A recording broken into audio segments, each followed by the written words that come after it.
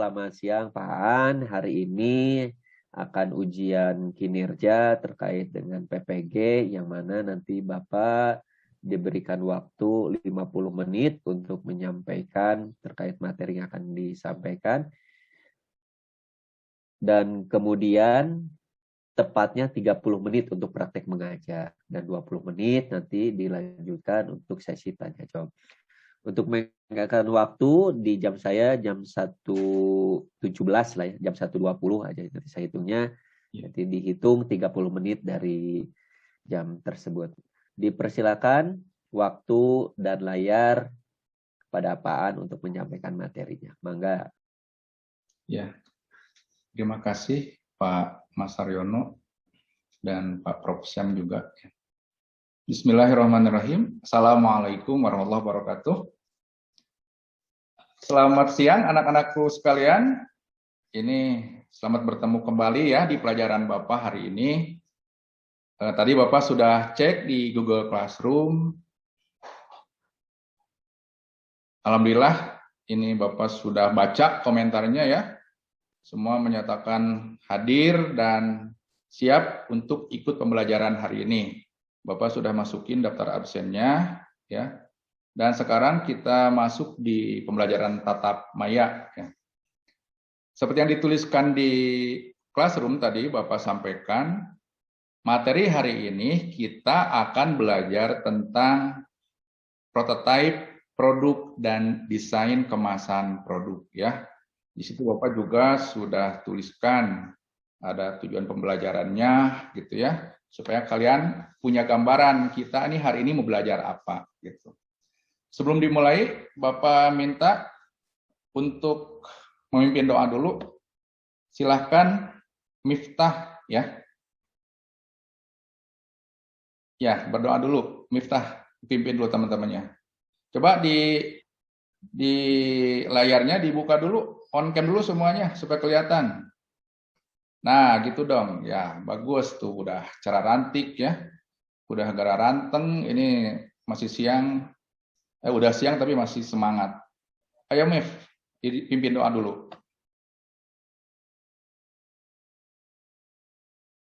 Ya, terima kasih Miftah ya. Mudah-mudahan dengan diawali doa tadi, pembelajaran kita hari ini diberkahi oleh Allah Subhanahu wa taala dan kita diberikan ilmu yang bermanfaat. Bapak absen dulu ya. Tadi di sini Bapak sebenarnya di Classroom juga udah Bapak checklist nih, cuman supaya kelihatan di sini ada Ajeng, ada Astri Salwa, ada Astrid Darmawan. Dan dibuka dulu dan itunya biar kelihatan. Nah, gitu. Diaktifin ya kameranya. Dani Eki, Miftah Fawuji, Nisa Muharani, Novi Herawati ada ya. Puji Rahayu, Risma, Sabrina, Selani, Vina. Ya, alhamdulillah udah hadir semua ya. Tetap semangat untuk belajar kita hari ini. Anak-anak sekalian, ini Bapak tahu nih kalian tuh sekarang sudah sangat ingin untuk belajar tatap muka ya, tapi kita kan tahu nih kondisinya kita masih dalam kondisi pandemi COVID-19 ya. Yang penting kita tetap harus berpikir positif, berprasangka baik dan optimis supaya kita menjalani kehidupan kita itu dipenuhi dengan kemudahan ya. Berpikir positif walaupun kita sekarang pandemi kan hikmahnya kalian jadi makin menguasai nih teknologi ya, karena kita dituntut belajar sekarang serba online, diajarin Google Classroom, belajar Google Drive, terus ngakses pembelajaran dari YouTube. Nah itu kan kalian kan jadi dituntut seperti itu. Kalau dulu kan hanya mendengarkan ceramah aja di kelas gitu ya. Mudah-mudahan tetap semangat gitu ya, tetap optimis supaya pandemi ini segera berakhir dan kalau kalian mendambakan kembali belajar tatap muka itu segera terwujud. Anak-anakku sekalian, sebelum masuk ke materi, Bapak ingin coba review dulu nih yang materi minggu kemarin. Coba siapa? Ada yang masih ingat nggak? Kita minggu kemarin belajar tentang apa? Waduh, ini yang raise hand ada berapa nih? 4 orang. Dani dulu, Dan. Apa, Dan? Kemarin kita belajar apa? Ya, betul ya. Kita kemarin itu belajar tentang peluang usaha dan resiko usaha. Siapa yang mau menjelaskan tentang peluang dan resiko usaha? Selain dulu deh, Selani. Ayo yang udah raise hand tadi. Oke ya, betul ya. Peluang adalah setiap kesempatan usaha atau bisnis yang memungkinkan orang sanggup untuk menemukan tindakan yang rasional untuk mewujudkan keberhasilan dan keuntungan. Terima kasih Selani atas jawabannya. Kalau resiko usahanya apa, Sel? Tahu nggak? Ya, benar ya. Tindakan yang dihubungkan dengan suatu kemungkinan munculnya kerugian yang tak terduga, gitu ya, dan tidak diharapkan terjadi. Terima kasih ya jawaban Dani dan Selani, itu masih ingat materi yang kemarin. Ada lagi nggak? Kita kemarin itu belajar tentang apa lagi selain resiko dan peluang usaha? Ayo Miftah, dari tadi udah raise hand terus. Apa Mif? Ya, betul ya, tentang analisis SWOT ya, yaitu strength, weakness, opportunity, dan threat. Coba kira-kira masih ingat nggak? Di analisis SWOT itu untuk sebuah kegiatan usaha itu berguna untuk apa? Siapa yang mau coba jawab? Risma, oke, Risma. Apa, Ris? Ya, betul ya, Risma. Jadi dengan analisis SWOT itu kita jadi tahu gitu ya strategi perusahaan di masa depan gitu ya, supaya tetap berlangsung. Dan analisis SWOT juga tadi yang disampaikan Selani bisa dimanfaatkan oleh stakeholder untuk mengetahui kondisi internal eksternal ya, termasuk kekuatan kelemahan para pesaing. Oke, Bapak kira cukup. Sekarang kita masuk ke materi, tapi sebelumnya Bapak akan coba tayangkan video ya. Coba nanti kalian cermati, perhatikan. Ini terkait dengan materi kita hari ini, yaitu prototipe produk dan desain kemasan produk. Nih, coba siapkan alat tulisnya ya, supaya nanti kalian ketika diminta untuk menyampaikan analisis dari videonya, kalian bisa melakukan dengan baik nih. Nanti siap-siap, karena nanti semua yang menyampaikan analisis videonya akan mendapat nilai dari Bapak nih sebagai tabungan. Coba perhatikan ya. Kembali lagi bersama Guru Channel. Pada kesempatan sebelumnya, kita sudah pernah membahas tentang prototype. Pada kesempatan kali ini, Guru Channel akan membahas tentang prototyping. Proses pembuatan prototipe produk, barang, dan jasa. Membuat prototipe produk, barang, atau jasa membutuhkan ide cemerlang dan tangan dingin seorang desainer. Ya, itu tadi tayangan videonya udah kalian lihat secara utuh ya. Nah, sekarang Bapak ingin coba tanya, nih, siapa yang akan coba melakukan analisis terhadap tayangan video tadi? Ayo acungkan tangan. Waduh, ini banyak sekali, ini semangat sekali nih. Bapak minta Sabrina dulu deh. Sabrina tadi, apa dari tayangan video yang tadi kalian, yang udah Sabrina lihat, apa yang disampaikan? Iya, betul, bagus sekali ya. Jadi Sabrina, sebelum membuat produk itu kita harus buat prototipe dulu sebagai gambaran awal tentang produk yang akan dibuat gitu ya. Dan pembuatan prototipe itu harus dilakukan dengan cermat. Terima kasih Sabrina. Siapa lagi? Bapak kasih kesempatan yang lain nih untuk nabung nilai. Oke, Nisa udah raise hand. Gimana, Nis? Iya. Boleh ya, bagus sekali Nisa, terima kasih. Jadi kata Nisa barusan, tahapan dalam proses pembuatan sebuah prototipe itu, yang pertama kita harus membuat formulasi berdasarkan hasil riset pasar. Terus yang kedua, harus mempertimbangkan kemampuan fasilitas yang dimiliki perusahaan, katanya. Yang ketiga, dalam pembuatan prototipe produk harus memperlihatkan sketsa bentuk yang jelas dan mudah untuk dicetak blueprint-nya. Terus yang keempat, komponen prototipe produk harus lengkap dan membuat spesifikasi dan rincian biaya. Terima kasih Nisa atas penjelasannya dari tayangan video tadi. Oke, Bapak masih kasih kesempatan nih. Siapa lagi? Ajeng. Gimana, Ajeng? Nah, gitu dong. Semangat, Jeng ya. Apa yang mau disampaikan dari tayangan video tadi?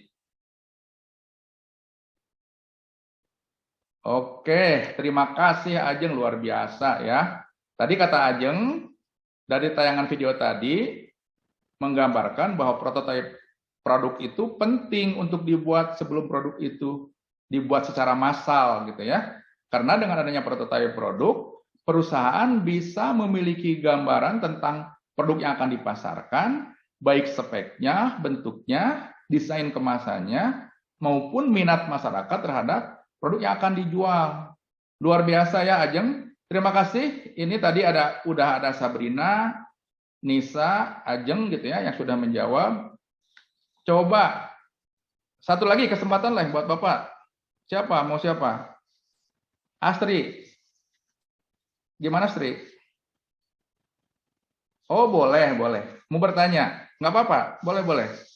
Mau apa? Oh iya nih, bagus sekali nih pertanyaan Astri ya. Tadi kan kita udah menonton tayangan videonya. Terus Astri nanya katanya, dengan membuat prototipe produk itu keuntungan yang diperoleh perusahaan itu apa? Siapa coba yang mau mencoba menjawab pertanyaan dari Astri? Eki, ya Eki udah raise hand. Apa Ki keuntungannya? Ya boleh, benar, bisa menghindari produk gagal. Betul sekali. Siapa lagi yang mau jawab? Vina ini nabung nilai hari ini. Iya, betul ya. Jadi kalau ini Astri dengerin kata Vina, katanya kalau sebelum bikin produk dibuatkan dulu prototipenya, kita bisa tahu tentang gambaran produk yang akan dibuat, katanya gitu. Ya, betul ya. Terus siapa lagi? Nih, tadi Jia udah raise hand. Apa Jia mau menjawab apa? Oh, iya betul. Katanya manfaatnya itu bisa meminimalisir kerugian, katanya Astri ya. Iya, kata dia tuh bisa meminimalisir kerugian. Karena kalau prototipe dibuat sebelum produk massa dibuat itu, kita jadi tahu gitu ya, produknya seperti apa gitu ya, yang membelinya siapa, terus biaya produksinya berapa gitu ya. Jadi memang ini Bapak kasih penjelasan tambahan aja ya. Tadi jawaban dari Vicky, Vina, Jia itu sudah sangat jelas ya. Ini Bapak coba tambahkan bahwa emang keterkaitan produk dan prototipe itu hubungannya erat sekali gitu ya. Karena dengan dibuatnya prototipe produk sebelum produk itu dibuat secara massal, itu akan meminimalisir dari kerugian bagi perusahaan gitu ya. Jadi keuntungannya tuh itu. Terus dengan membuat prototipe produk, perusahaan juga yang pertama akan memiliki gambaran tentang spek produk yang akan kita jual, yang akan kita buat. Terus yang kedua akan punya gambaran juga tentang minat masyarakat terhadap produk yang akan kita buat gitu, ya. Terus yang ketiga ada gambaran juga tentang biaya produksinya gitu ya, sehingga kita punya gambaran tentang harga jual yang akan dikenakan terhadap produk tersebut. Ya, terus kita jadi tahu kan apa produk itu bisa bersaing atau enggak di pasaran gitu. Dan dengan dibuat prototipe juga kita bisa membuat gambaran terkait dengan desain kemasannya. Seperti itu ya. Gimana Astri? Bisa dipahami? Ya, terima kasih ya. Sekarang Bapak masuk ke materi PPT dulu nih. Ini tadi Bapak sebenarnya udah sampaikan di Classroom ya. Dan materi-materi ini juga bisa kalian download di Google Drive yang Bapak udah kirimkan linknya tadi ya. Nah, ini mengulang aja. Sekarang masuk ke sini. Nah, materi pokok kita hari ini tadi udah disampaikan ya. Nanti ada tambahan penjelasan terkait pengertian produk, desain prototipe, kemasan, standar desain dan kemasan, dan merancang kemasan produk. Tadi udah dilihat. Nah, sekarang siapa nih yang tahu gitu ya? Apa produk dan jasa itu?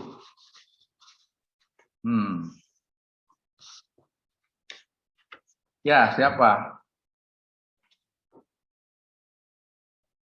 Sabrina.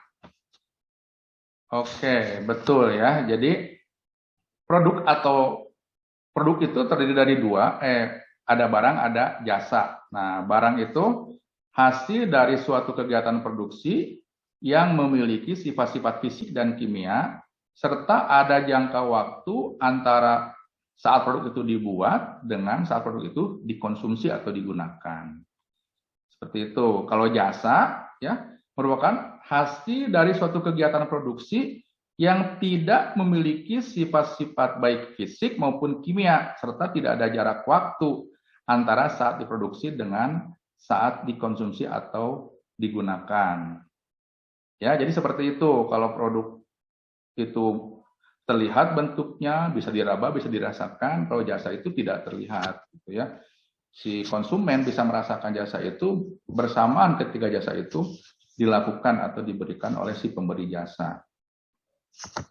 Terima kasih Sabrina untuk jawabannya ya. Nah, sekarang siapa yang bisa menjelaskan ini? Dari tayangan ini siapa yang mau mencoba menjawab ini? Bapak sudah kasih ilustrasi di sini bagannya gitu. Nisa deh, kayaknya Nisa tadi. Nis, ayo Nis, apa? Oke, ya. Iya, betul ya. Jadi tadi disampaikan juga kan produk itu ada barang, ada jasa. Dan barang itu ada yang namanya consumer product, ada namanya industrial product gitu ya. Dan consumer product itu ada 3, ada yang namanya convenience product, ada namanya shopping product, dan ada yang namanya specialty product gitu. Ya.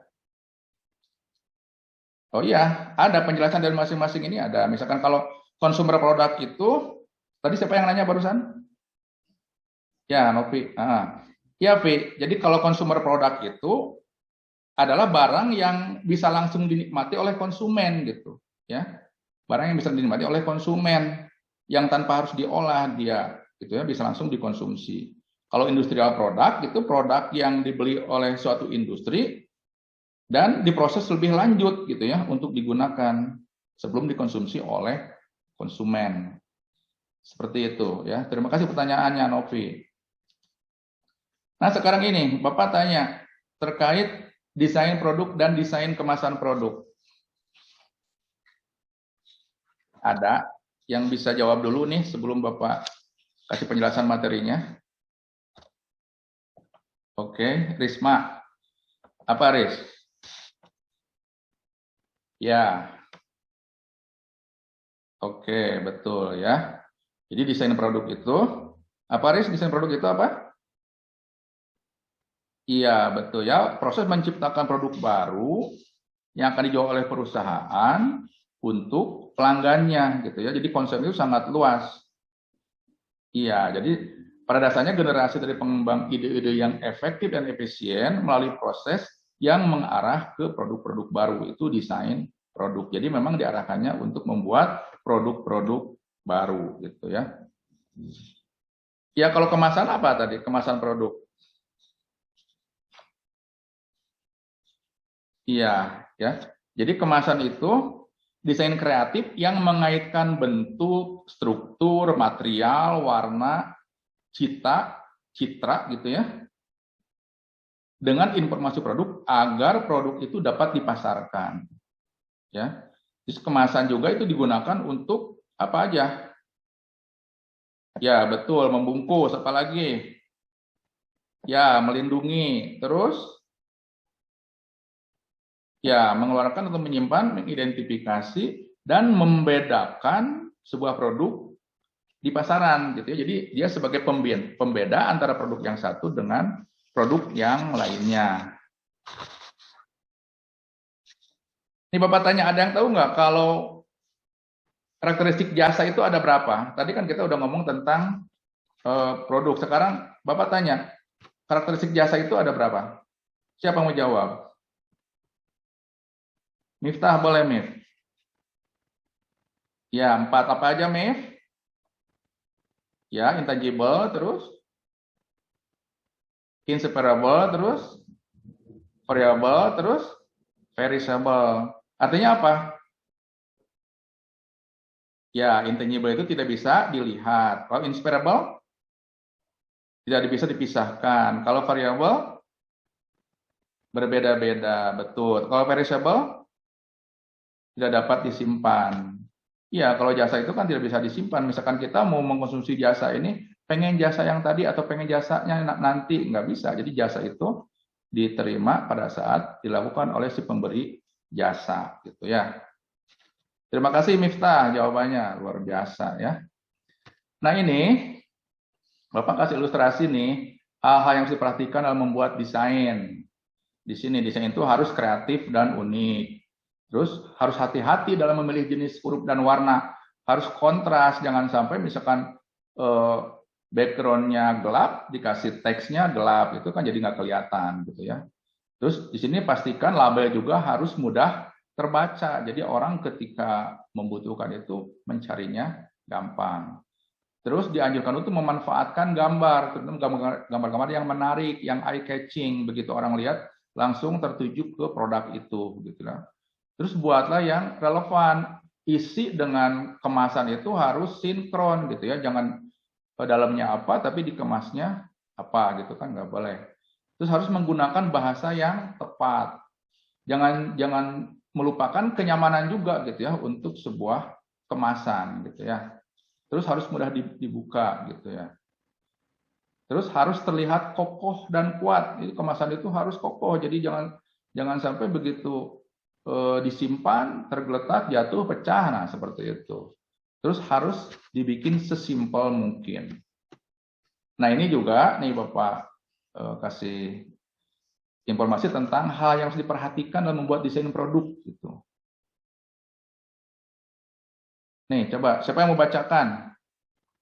Nih supaya bangun semua, lihat di sini. Nah itu. Ayo Selani baca. Yang pertama apa? Hal yang harus diperhatikan dalam membuat desain produk itu apa? Sel, baca sel. Ya, selera masyarakat, permintaan pasar, ya, kemudahan dan penggunaan produk, harga penawaran, gitu ya. Ya, dan pasar yang akan dimasuki. Nah, sekarang tadi di awal udah disebutkan ini fungsi kemasan itu apa aja. Nih, di sini Bapak kasih tahu ada 6 ya. Yang pertama, kemasan itu berfungsi sebagai brand image gitu ya. Yang kedua, kemasan berfungsi sebagai pelindung. Nih, yang ketiga sebagai wadah gitu ya. Yang keempat sebagai alat promosi gitu. Yang kelima sebagai daya tarik produk. Dan yang keenam, fungsi kemasan itu sebagai identitas produk. Nih Bapak kasih contoh-contoh produk di kemasan produk ya. Ini misalkan ada sabun batangan. Kita kan jadi paham, oh kalau bentuk produknya seperti ini, nanti kemasannya juga harus gitu ya, harus sesuai gitu. Jangan sampai misalkan bentuknya segitiga, kemasannya lingkaran gitu. Nah, biasanya kemasan itu mengikuti dari produknya gitu ya. Udah selesai nih materi untuk hari ini. Ada pertanyaan dari materi yang Bapak sampaikan tadi? Ayo, siapa yang mau tanya? Raise hand dulu. Oke, Miftah. Mau nanya apa, Mif? Oh ya, terima kasih pertanyaannya ya. Tadi kan di tayangan slide itu katanya disebutkan bahwa salah satu fungsi dari kemasan produk itu sebagai brand image katanya. Ya, apa maksudnya? Tuh Miftah nanya seperti itu. Siapa yang mau coba jawab nih sebelum Bapak jawab nanti? Sabrina. Nih Sabrina udah dapat poin berapa nih hari ini? Tuh udah dapat 3 tabungan nilai ya. Yang lainnya harus aktif dong supaya nilainya nambah. Oke, Sabrina apa? Oh ya, betul sekali, bagus ya. Jadi kalau kata Sabrina, fungsi kemasan sebagai brand image itu artinya kemasan itu bisa menunjukkan image dari produk tersebut. Emang seperti itu ya. Siapa lagi yang mau coba jawab? Astrid. Gimana Astrid? Iya, ya label sebagai identitas itu yang membedakan antara produk satu dengan produk lainnya gitu ya. Jadi tadi Miftah ya di Astrid barusan coba bantu jawab yang dimaksud dengan kemasan produk sebagai brand image itu jadi sebagai identitas yang membedakan antara produk satu dengan produk lainnya, terutama produk yang sejenis gitu. Kita kan bisa bayangkan kalau misalkan produk deterjen ya, deterjen bubuk, kalau nggak dikemas kita kan nggak bisa ngebedain nih, ya. Jadi dengan kemasan itu kan jadi ada ciri khas dari masing-masing produk gitu ya. Atau misalkan air mineral, tadi kata Astrid ngasih contohnya air mineral. Kalau misalkan air itu tidak dikemas, kita kan nggak bisa ngebedain. Sekarang kan kita bisa tahu, begitu lihat dari kejauhan aja, dari labelnya, dari kemasannya, oh itu air mineral merek Aqua, oh itu air mineral merek Le Mineral, seperti itu. Ya. Jadi betul ya tadi, ini Miftah, tolong didengarkan lagi jawaban dari Sabrina dan Astrid Darmawan tadi yang disampaikan bahwa kemasan produk sebagai brand image itu brand image membuat konsumen atau siapapun yang melihat sepintas tentang produk gitu ya, suatu kemasan akan mengetahui produk yang dikemasnya. Ya, karena ini sebagai bentuk dari ciri unik yang mudah dikenali gitu ya. Ciri khusus yang sudah melekat di kemasan produk tersebut. Jadi ciri khusus tersebut sangat memudahkan konsumen untuk mengenali, untuk mengidentifikasi, dan untuk melakukan repeat order atau pembelian ulang. Kita kan bisa dengan mudah, kalau sudah ada kemasannya, brand image-nya udah melekat, kita ngomong, oh pengen merek A atau merek B, gitu, nggak susah lagi nyebutinnya, gitu ya. Mungkin itu. Ada pertanyaan lagi yang lain? Oke, cukup ya. Ya. Terima kasih untuk tanggapannya semuanya. Tadi ada Miftah gitu ya, udah bertanya, terus jawabannya dari Sabrina, dari Astrid juga ya. Bagus-bagus. Nah sekarang Bapak ingin sebelum ini, nanti setelah ini Bapak akan sampaikan terkait penugasan ya, proyek yang harus kalian buat. Bapak ingin minta dulu nih, siapa yang bisa memberikan rangkuman terkait materi hari ini? Ya, tadi kan review materi awal sudah, terus Bapak kan tadi udah ada tayangan video, udah menyampaikan materi tentang prototipe dan desain kemasan produk gitu. Siapa? Nopi. Apa Nop? Kita hari ini sudah belajar tentang apa aja? Bagus sekali Novi ya, berarti masih ingat. Jadi untuk membuat sebuah produk, sebelum produk itu diproduksi secara massal, maka harus dibuatkan dulu prototipenya. Terima kasih Novi. Siapa lagi yang mau ngasih rangkuman materi hari ini?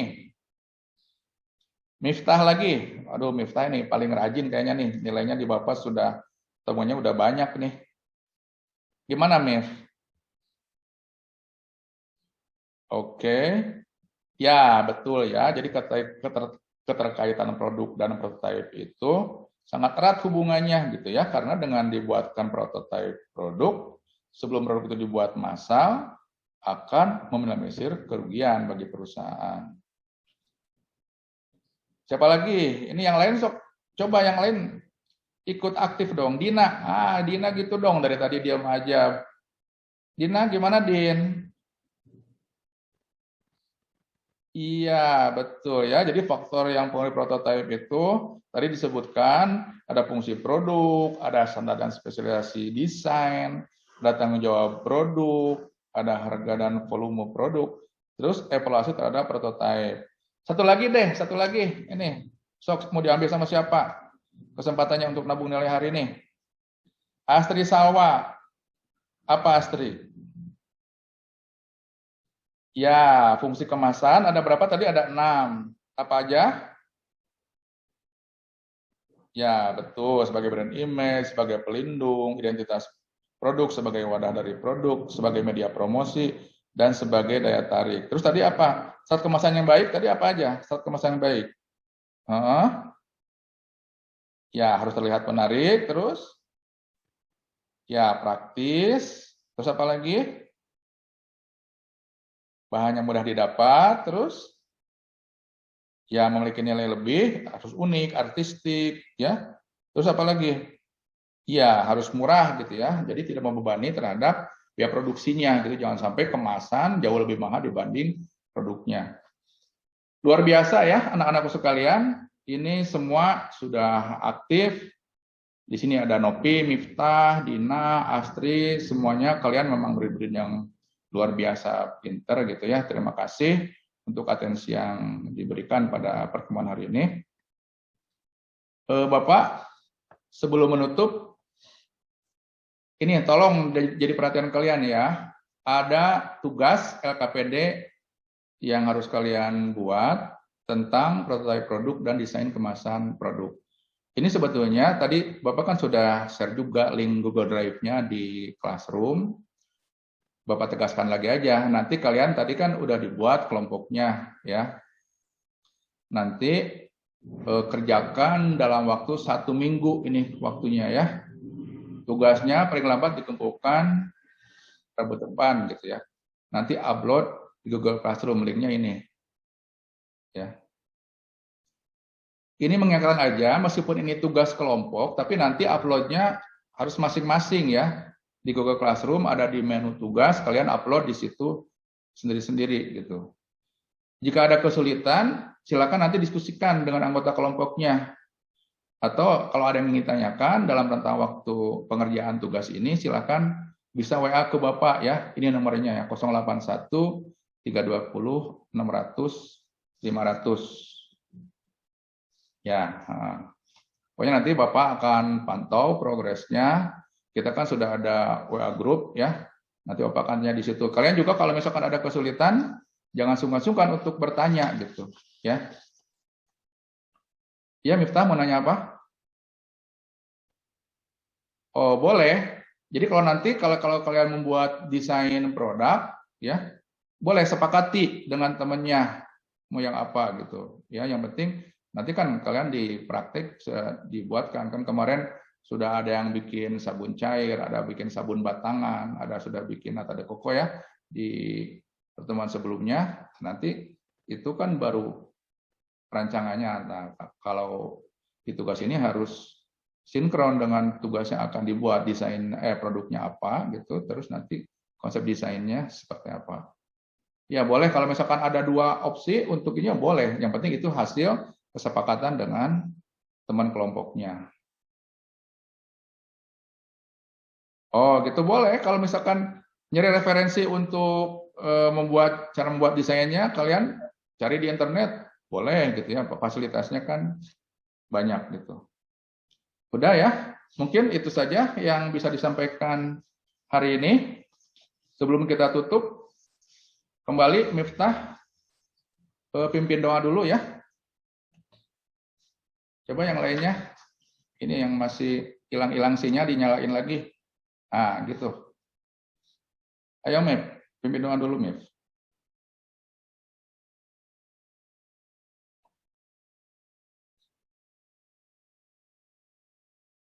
Ya, terima kasih Miftah dan anak-anakku sekalian. Ini hari ini kalian sudah mengikuti pembelajaran sangat luar biasa ya. Mudah-mudahan pembelajaran kita hari ini ada manfaat yang bisa kalian dapat. Kita juga mendapat keberkahan dari Allah Subhanahu wa taala ya. Niat kalian untuk belajar itu jangan sampai putus, meskipun sekarang kan istilahnya itu lebih banyak di rumah ya karena pandemi. Manfaatkan HP yang kalian pegang untuk hal-hal yang positif gitu ya. Kurangi porsi main gamenya gitu ya, kan orang tua udah memfasilitasi kalian dengan handphone gitu ya, itu tolong dimanfaatkan dengan sebaik-baiknya. Jangan terlalu banyak rebahan ya. Masa depan ada di tangan kalian sebagai generasi muda nih. Ya, jadi kalian harus tetap semangat apapun yang terjadi dengan kondisi saat ini, kalian harus tetap semangat ya. Kita tutup dengan ucapan hamdalah bersama-sama. Alhamdulillahirabbil alamin. Mohon maaf jika dalam penyampaian materi hari ini ada kekurangan kesalahan dari Bapak. Wabillahi taufiq wal hidayah. Wassalamualaikum warahmatullahi wabarakatuh.